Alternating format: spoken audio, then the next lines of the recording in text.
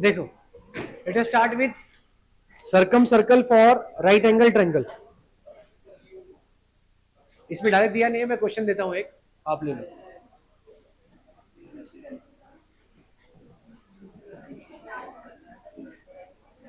Draw A B is equal to 4 centimetre. Draw करो फटाफट। Draw A B is equal to 4 centimetre. फिर उसके बाद में एक 90 डिग्री का एंगल बनाना है एंगल ए पर।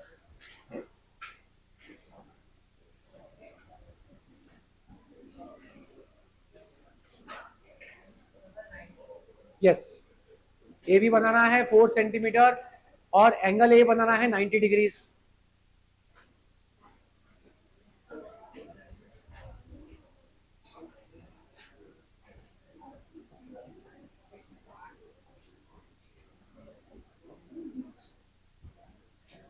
और फिर ए C is equal to 3 centimetre. पहले क्या करना है, ए बी का वैल्यू 4 सेंटीमीटर ड्रॉ करो, ए पे 90 डिग्रीज बनाओ और ए सी को जो है कंपास में लेकर के 3 सेंटीमीटर मार्क कर दो। ठीक है, ए बी 4 सेंटीमीटर बनाना है। उसके बाद में क्या करना है, 90 डिग्री एंगल ए पे बनाना है।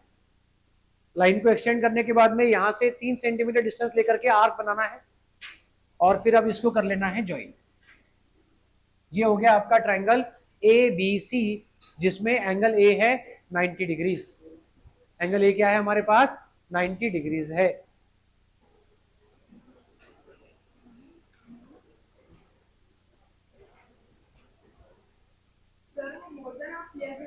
नहीं, एक 4 सेंटीमीटर लिया, एक 3 सेंटीमीटर लिया और एक 90 डिग्रीज लिया एंगल, बस।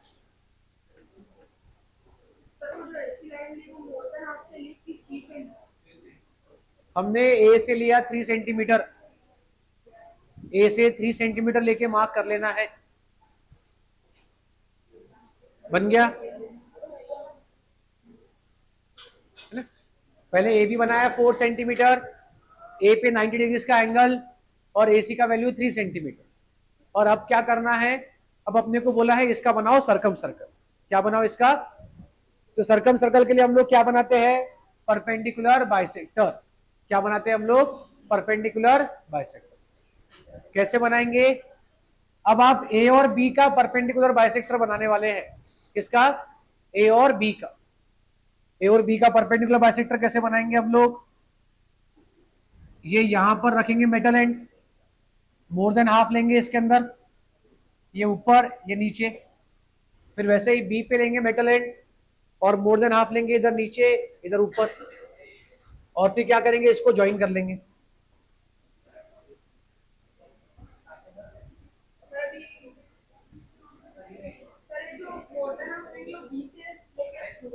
मोर देन हाफ ए से और मोर देन हाफ बी से लेना है।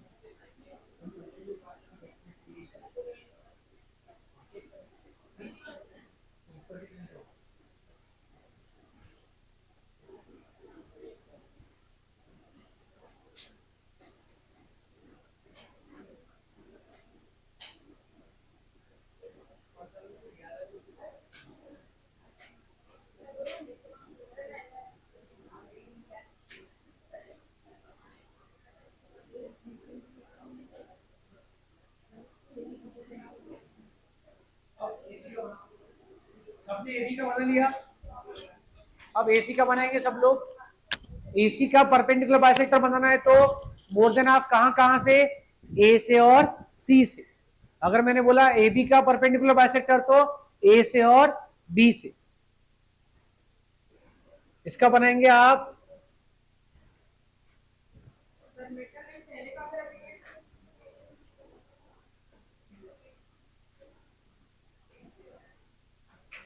ये आपको जो है हाइपोटेनस पे ही आएगा।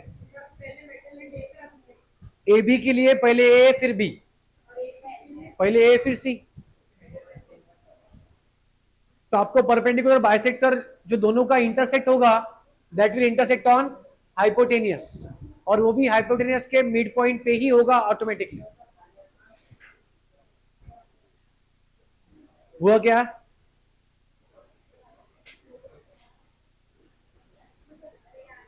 परफेक्ट। मोर देन हाफ के लिए डिस्टेंस बढ़ाओ उसमें। हाँ हाँ, तो अपने को वहां बनाना ही नहीं है ना।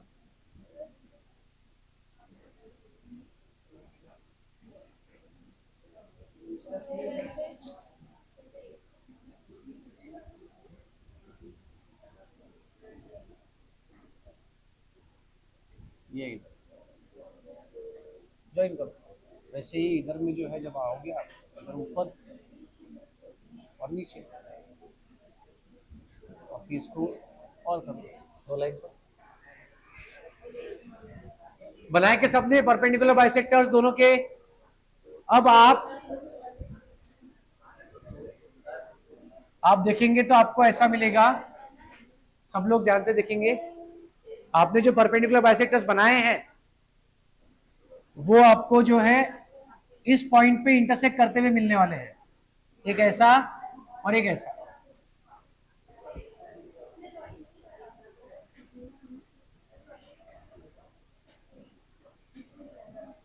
इस तरीके से आपको डायग्राम मिलेगा। और फिर अब क्या करना है, आपने यहां रखना है मेटल एंड, और ये यहां पे आएगा आपका पेंसिल, मतलब ये क्या हो गया आपका रेडियस। और अब आप यहां से बना लेंगे अपना,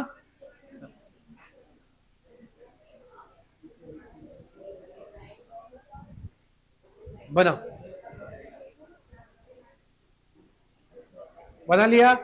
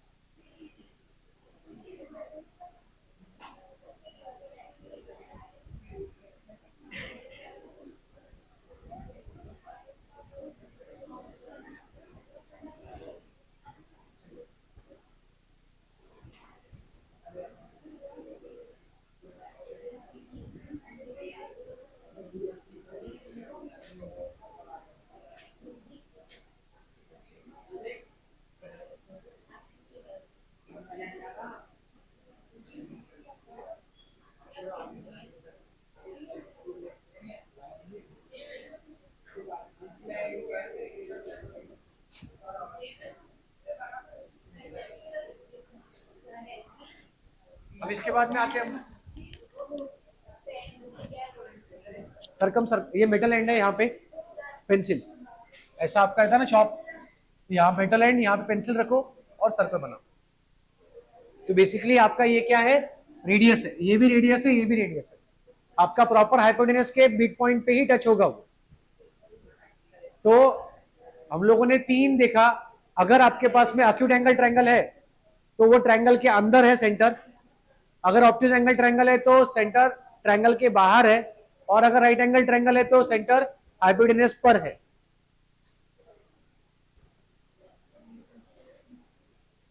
बना लिए ये सबने। अब हम लोग एक इन सर्कल बना के देखते।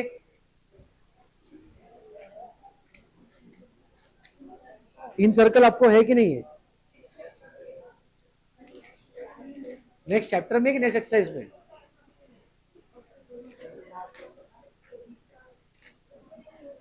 इन सर्कल तो है ही नहीं इसके अंदर। अच्छा ठीक है।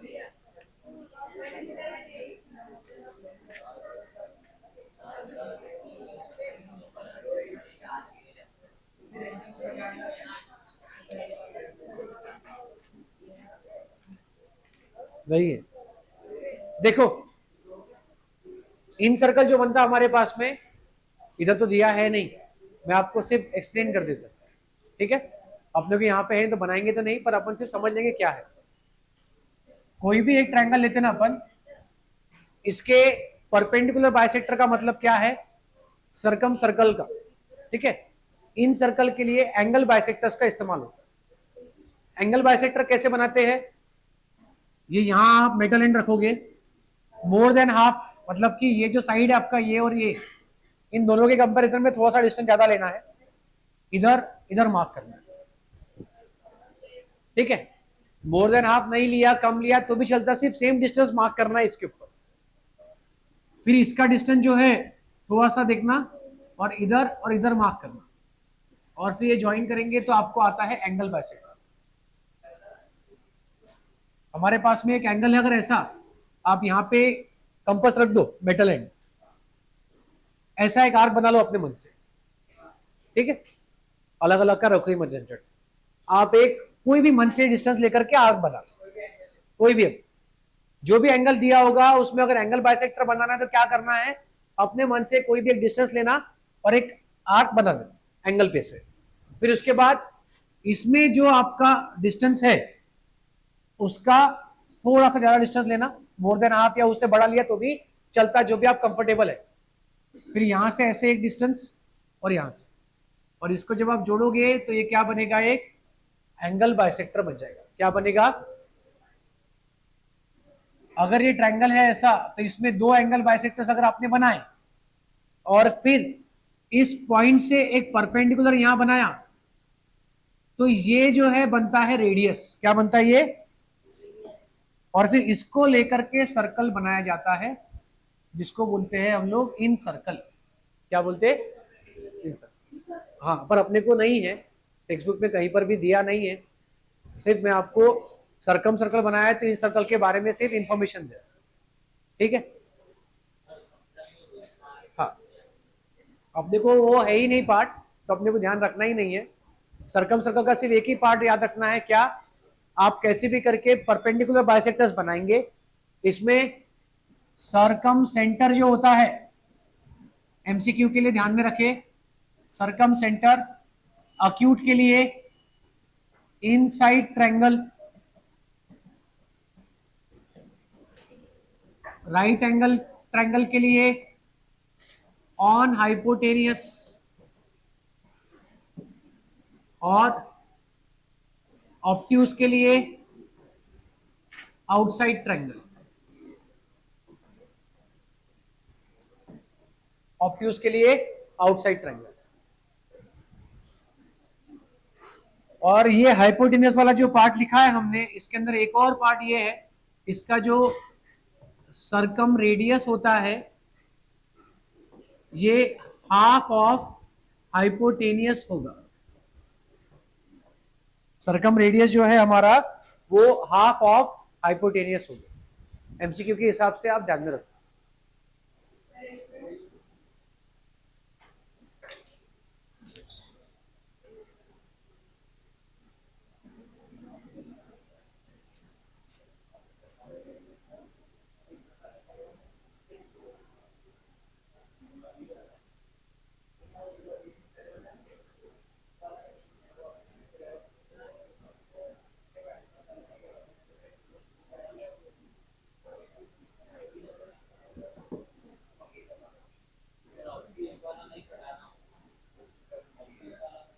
ऑब्ट्यूज वाला अपन ने करा, अक्यूट वाला भी अपन ने करा, आपको वापस बनाने के लिए होमवर्क भी दिया था। है ना। आप लोग क्लास के बाद रुक जाना, मुझे चेक करा लेना, जिसने नहीं बनाया होंगे वापस बैठ के बना लेना। एक बार सबको ही बोला था, जिनका परफेक्ट नहीं आया उनको 2 बार बोला था। चलो लेते आगे, लिख लिया ये। अब इसके बाद we have to start with theorems on circle, उसमें कॉन्ग्रुएंसी का पार्ट यूज होने वाला है।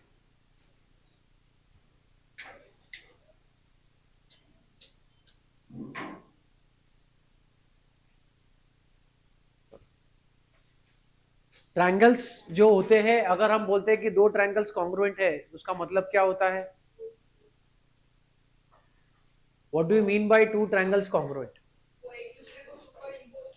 हाँ, एक के ऊपर एक पूरा का पूरा कोइंसाइड हो जाना, एग्जैक्टली सेम होना, पूरा आइडेंटिकल होना, है ना। ये सब कुछ जो है हम लोग कॉन्ग्रुएंसी के लिए बताते हैं।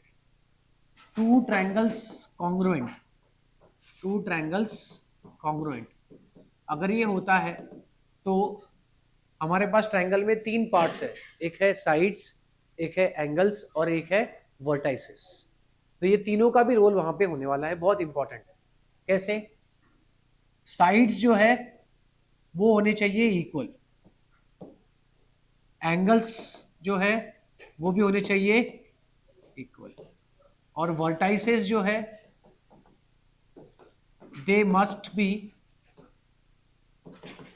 इन 1-to-1 करस्पॉन्डेंस। इसका मतलब क्या है 1-to-1 करस्पॉन्डेंस? ये बहुत इंपॉर्टेंट है 1-to-1 करस्पॉन्डेंस। देखो अभी हम लोग अगर एक कोई भी शेप लेते ट्रायंगल के लिए, ये तो इक्विलैटरल वाला बने हुआ है ना, इसके अंदर छोड़ दो। ये मान लो मेरे पास में एक ट्रायंगल है ऐसा, ठीक है, और एक और यही ट्रायंगल है। अपन इसको कॉपी कर सकते क्या? कॉपी कर लेते हैं।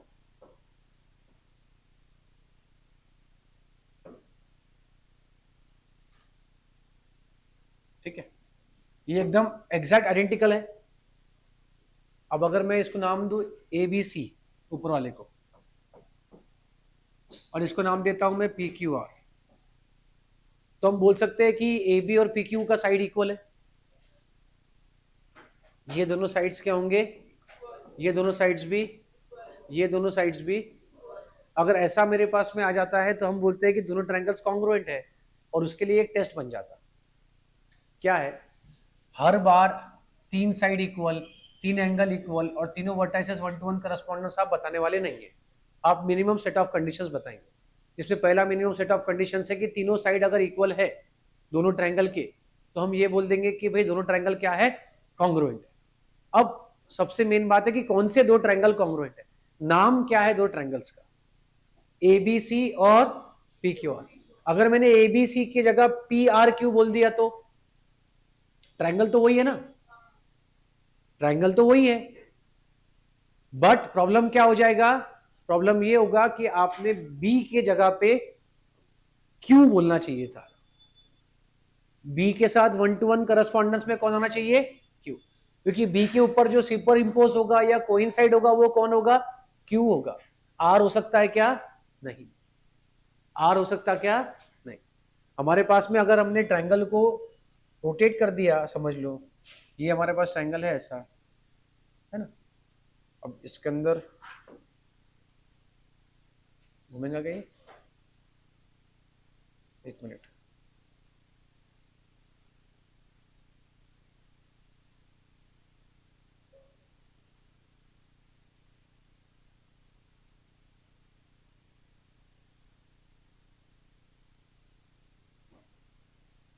अब अगर मैं देखूं और सुपर इंपोज करना चाहूं तो Q और B ऐसे सुपर इंपोज हो ट्रायंगल्स के लिए। अगर मैं बोलता हूं ABC और PRQ, ABC और PRQ, तो अगर मैं इसको वापस अब ऊपर लेके जाऊंगा तो ट्रायंगल ऐसा बनेगा मेरे पास, आइडेंटिकल नहीं होगा वो।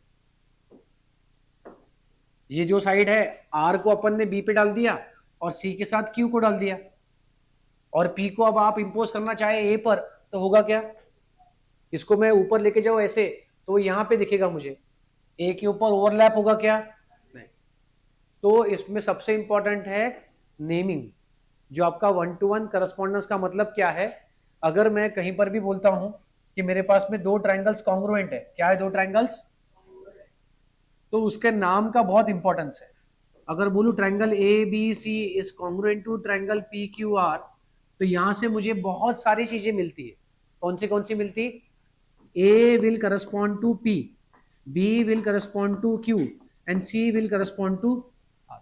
साइड्स के बारे में बात करूंगा तो A B will be congruent to P Q, B C will be congruent to Q R और C A will be congruent to R P. C A है तो आर पी है, अगर ए सी है तो पी आर है। नाम जिस तरीके से इधर का देंगे उसी तरीके से उधर का भी देंगे आप। आपको ये सबसे ज्यादा ध्यान रखना है। एंगल के नाम के लिए भी, अगर मैंने एंगल ए बी सी बोला तो यहां पर एंगल आएगा पी क्यू आर। अगर मैंने यहाँ पे एंगल ए सी बी बोला तो यहाँ पे एंगल आएगा पी आर क्यू।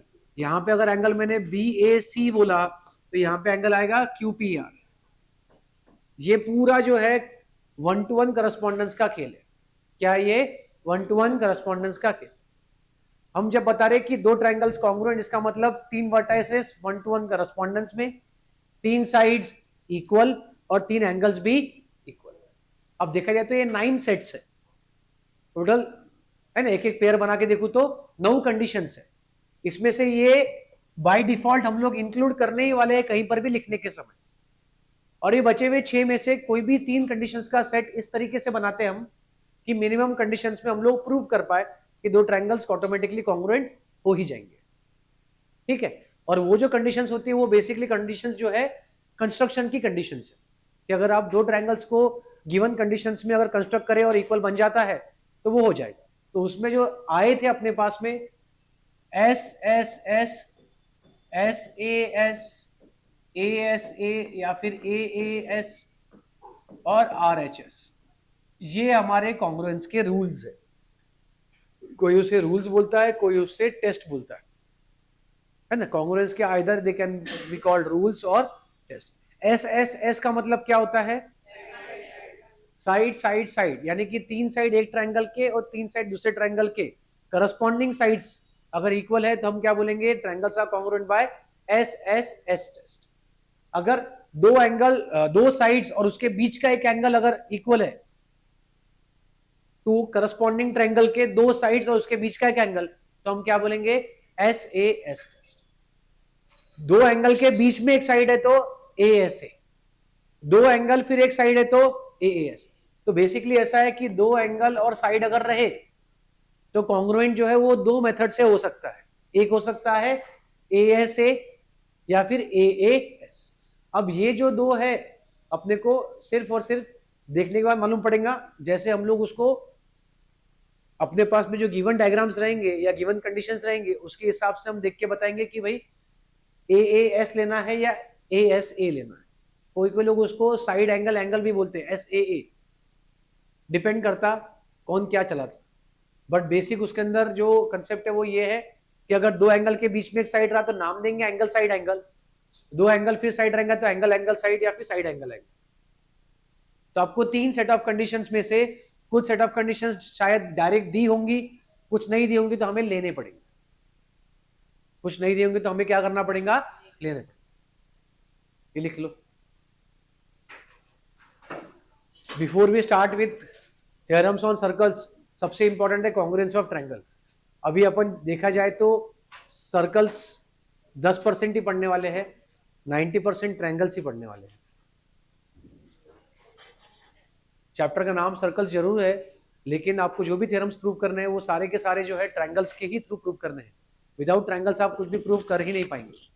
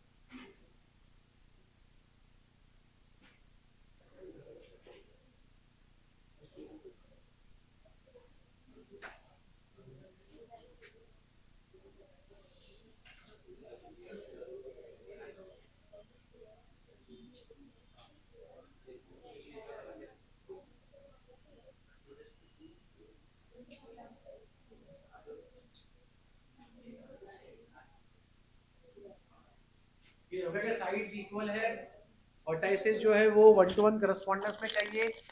अब अगर दो ट्रायंगल कॉन्ग्रुएंट है तो किस तरीके से बताते हैं अपन, वो बताया अपन ने, है ना। ये वाला पार्ट कुछ भी नहीं, वो पुराने ट्रायंगल का क्यों बचा हुआ है, उल्टा किया था अपने ट्रायंगल। जो लिख लिया सबने ये।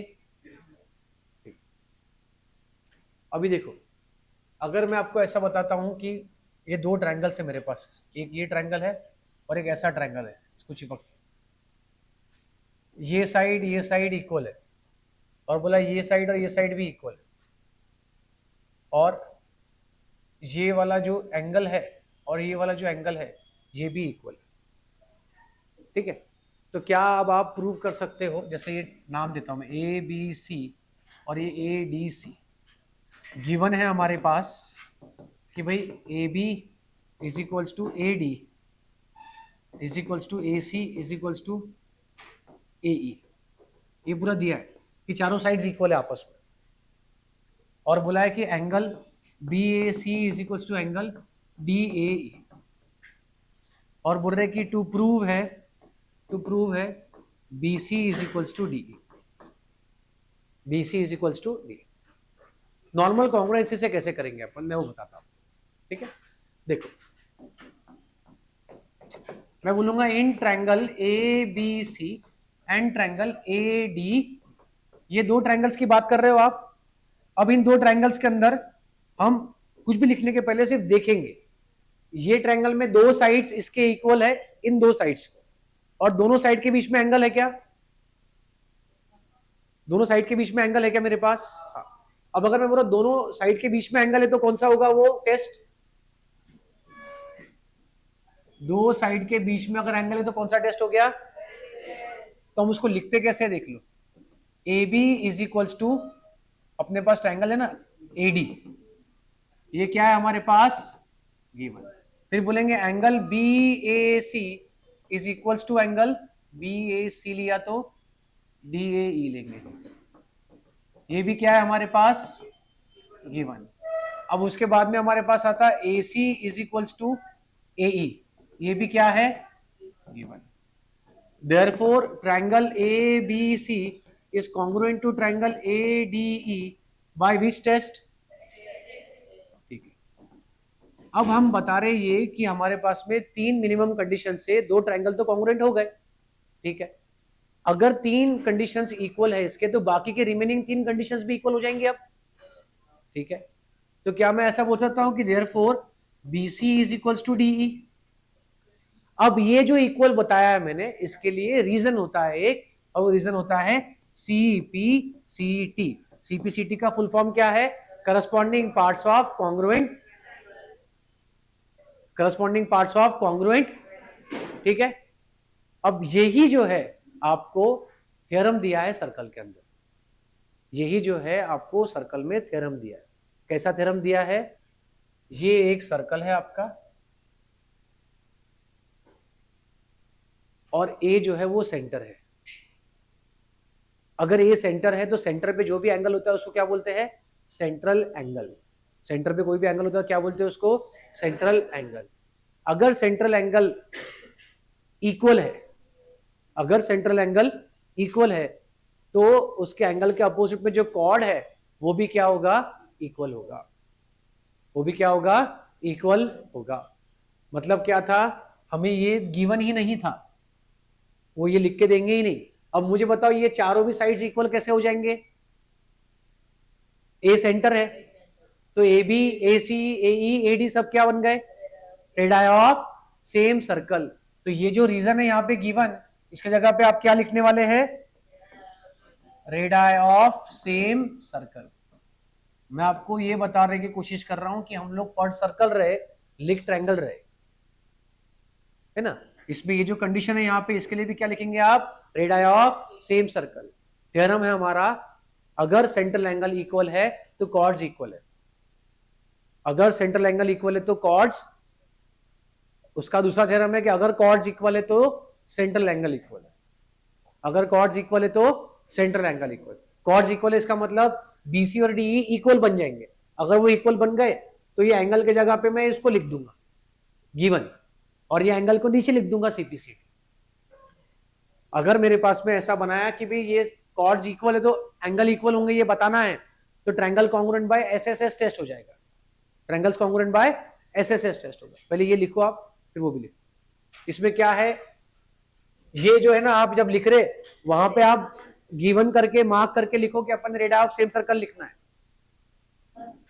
will not be given as they are radii of same circle। कौन सा थ्योरम में लिखा था मैं? पहले आप समझ लो कि लिखना कैसे है और क्या लिख रहे हैं। ये चैप्टर करने के पहले ट्रायंगल्स का थोड़ा बेसिक नॉलेज होना चाहिए था, पर अब नहीं दिया है तो अपन इस हिसाब से ही करेंगे। मैं आपको ट्रायंगल्स बताऊंगा प्रूव करने का, फिर एक सर्कल बना दूंगा।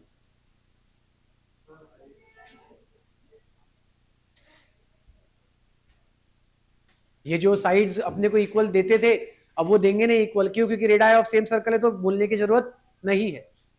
ये थ्योरम कौन सा वाला बन गया कि सेंट्रल एंगल अगर इक्वल है तो कॉर्ड्स इक्वल है। इसके बाद में अगर कॉर्ड्स इक्वल है तो सेंट्रल एंगल भी इक्वल है।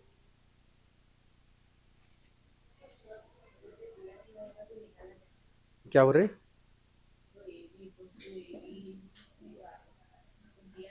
देने वाले नहीं है वो, क्योंकि वो रेडियस ऑलरेडी है। अगर एक ही सर्कल में आपके पास में दो एंगल सबटेंड हो रहे हैं सेंटर पे से, तो वो सेंटर से हो रहे हैं। जब एंगल सबटेंड होंगे तो वो रेडियस पे ही रहेंगे। एंगल जो है वो कहां तक जाएगा? आपका सरकमफ्रेंस तक जाएगा, तो वो जो है आपका ऑटोमेटिक रेडियस ही बन जाएगा। इसलिए वो कंडीशन को अब देने की जरूरत नहीं पड़ेगी। देखा जाए तो क्वेश्चन पहले अगर देते थे सिर्फ ट्रायंगल्स के लिए तो वो सारे साइड्स इक्वल भी देते थे, गिवन कंडीशन में आता था। अब क्योंकि सर्कल में आ गया तो वो गिवन कंडीशन में आएगा नहीं। क्लियर है? जिसका इसका हो गया, दे कैन लीव।